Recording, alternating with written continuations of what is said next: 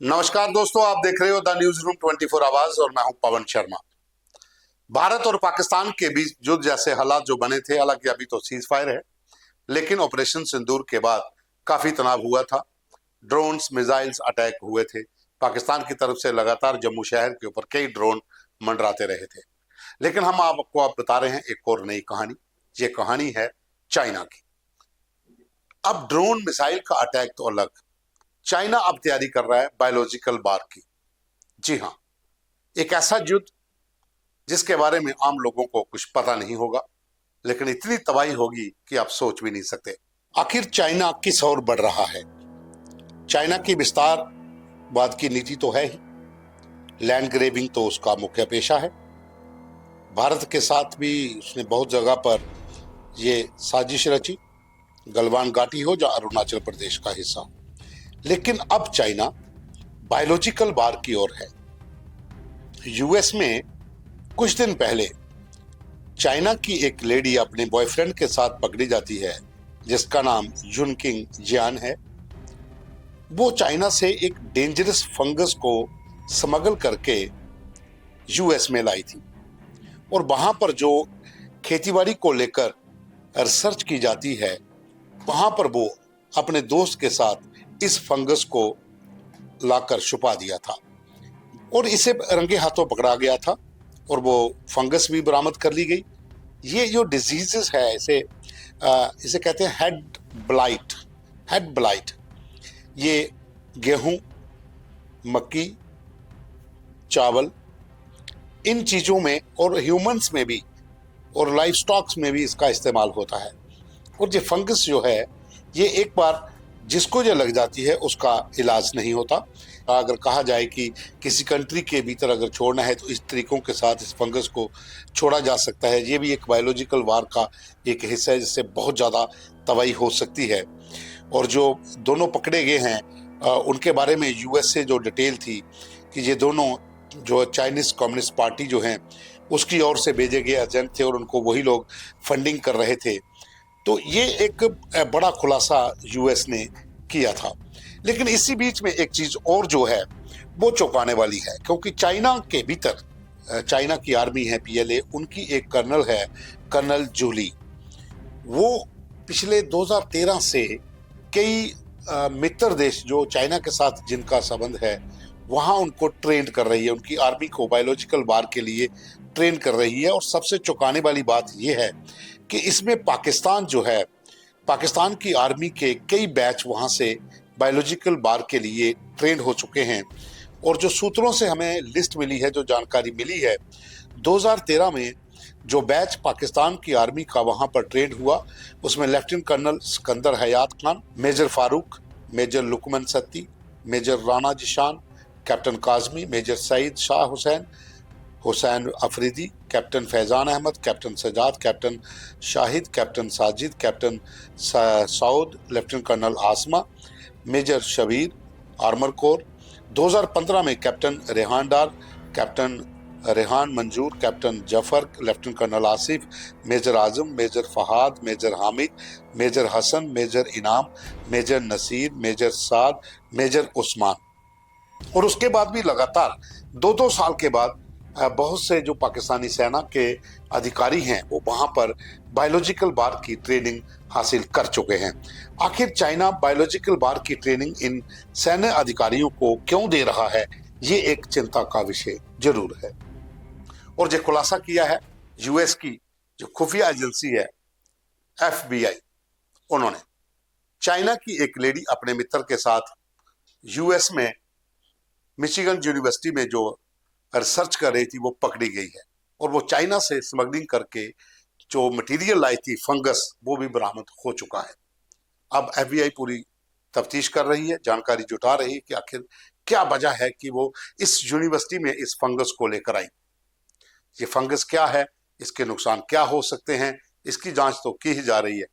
हमने इस बारे में बात की है विदेश मामलों के जानकार और सीनियर जर्नलिस्ट नीतीश कुमार से कि आखिर ये क्या फंगस है और इसका नुकसान। फ्यूसेरम ग्रामिनेरियम, ये उस फंगस का नाम है जिसको कि एक चीनी महिला अपने बॉयफ्रेंड के साथ चीन से स्मगल करके यूएस ले गई थी और वहाँ वहाँ पर मिशिगन यूनिवर्सिटी में की लेबोरेटरी में उस पर आगे की रिसर्च करना चाहती थी।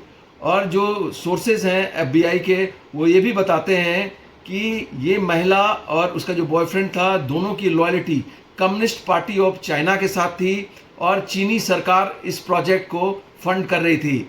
इसका मतलब साफ है कि यूएस में आकर इन लोगों के डिज़ाइंस, जो इन लोगों के जो मंसूबे थे, कुछ अच्छे नहीं थे। और जो एफबीआई है वो ये बोलते आ रही है कि इनके इनके जो मंसूबे हैं उनके बारे में तहकीकात की जा रही है, और जो इनिशियल जानकारी मिली है कि वो इसका इस्तेमाल करके अमेरिका में तबाही मचाना चाहते थे।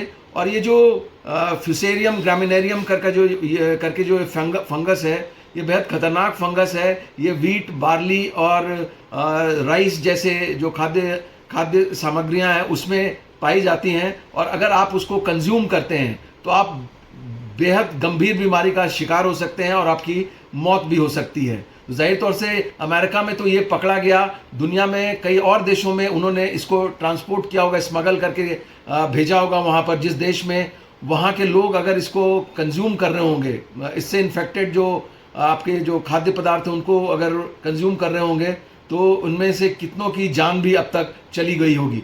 तो दोस्तों, ये यूएस की जो एफबीआई है, जो एफबीआई के डायरेक्टर हैं काश पटेल, उन्होंने अपने ट्विटर पर भी इसके बारे में पूरी डिटेल दी है कि आखिर क्या वजह है वहां पर इस तरह का तबाही मचाने के, चाइना के क्या कारण हो सकते हैं। हालांकि जांच अभी चल रही है, लेकिन जो फंगस जो पकड़ी गई है वो बहुत ही खतरनाक है। वो आपके खाद्य पदार्थों के जरिए आप तक पहुंच सकती है और आपको पता भी नहीं चल सकता। और हो सकता है अगर ऐसा वहां पर यूएस में वो करते तो तबाही काफी होती। लेकिन हम आपको ले चलते हैं एक और पहलू की ओर। चाइना के भीतर ही बायोलॉजिकल वार के लिए जो लेबोरेटरीज बनी हुई है, वहां पर एक कर्नल रैंक की महिला जो है, कर्नल जूली, वो पिछले कई सालों से जो चाइना के मित्र देश हैं उनकी आर्मी को ट्रेंड कर रही है बायोलॉजिकल वार के लिए। जो खुफिया सूत्रों से जानकारी मिली है कि पाकिस्तान की फौज के कई बैच 2013 के बाद वहां से ट्रेंड हो चुके हैं।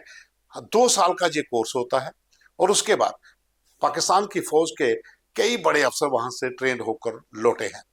वहां पर इस लेबोरेटरी में फंगस, बैक्टीरिया, तमाम जो बायोलॉजिकल चीजें हो सकती हैं उस बारे में ट्रेंड किया जा रहा है। आखिर क्यों इस तरह की तैयारी चाइना पाकिस्तान को भी करवा रहा है?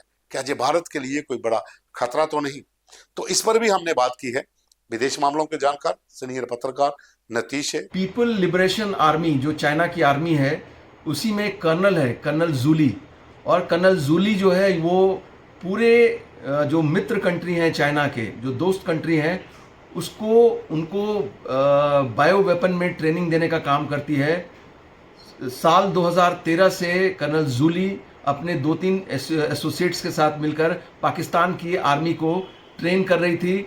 और सोचिए, उसने करीब 7-8 बैच जो पाकिस्तान आर्मी की है उसको भी ट्रेन किया है। इसके अलावा कर्नल जूली जो चीन में, बीजिंग में, सिंजियांग में जो भी चीन के बायो और केमिकल लेबोरेटरी है जहाँ बायो वेपन, फंगस, बैक्टीरियाज वगैरह तैयार होते हैं, उन सब की इंचार्ज, उसको डेवलप करने का जो काम हो रहा है इन लेबोरेटरीज में, उसकी भी देखरेख का काम कर्नल जूली के ही जिम्मे है। तो दोस्तों, ये थी कहानी चीन की, कि चीन किस तरह से बायोलॉजिकल वार की ओर बढ़ रहा है, कितनी तैयारी हो रही है, किस तरीके से वो अपने मित्र देशों के साथ मिलकर बायोलॉजिकल वार की ट्रेनिंग उन सेना अधिकारियों को दे रही है। और भारत के लिए ये खतरा इसलिए भी है क्योंकि पाकिस्तान जो एक खुद अपने आप को एक न्यूक्लियर वेपन जो चलाने की धमकी दे रहा था, तो कहीं जो उनकी फौज के ट्रेंड अधिकारी जो बायोलॉजिकल वार की ट्रेनिंग हासिल कर चुके हैं, कहीं वो तो अपनी कोई और साजिश तो नहीं रच रहे। तो चाइना जो पहले से ही अपनी विस्तारवादी नीति के लिए मशहूर है, क्योंकि उसका जो पेशा है वो हर जो कंट्री उसके साथ लगी हुई है उनके साथ वो जमीन को लेकर आए दिन उसके साथ झगड़े होते रहते हैं।